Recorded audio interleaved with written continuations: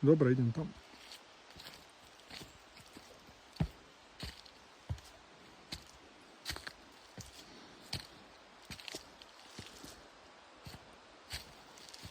Toto je prístupová cesta k polnej nemocnici za Lehotou pod Vtačníkom, kde bolo boisko SNP na jeseň 44. Vyzerá to tu veľmi krásne, romanticky, akurát teda, že to pozadie také není, ale miesto, lokalita je veľmi atraktívne na pohľad. Samotná táto prístupová cesta vyzerá rozprávkou za mňa. Takže toto je provizorná poľná nemocnica kamenná. Tak toto vyzerá.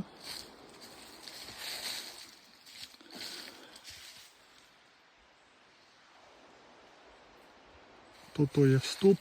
Píše sa tu poľná nemocnica HPB oddiel Vtáčnik 43-44.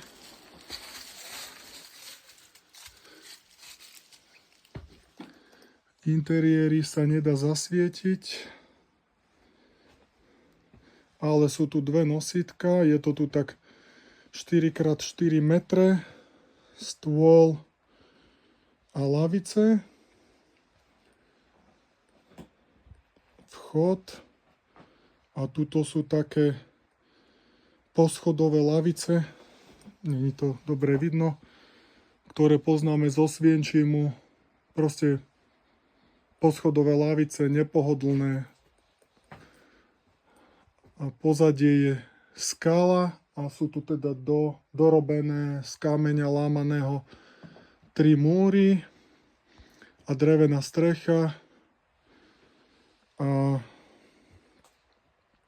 dovolím si tvrdiť, že keby mňa sem dneska hospitalizovali zdravého, tak ráno odchádzam určite chorý, pretože je to tu všetko z kameňa, spodok je hlina, je tu zima aj teraz.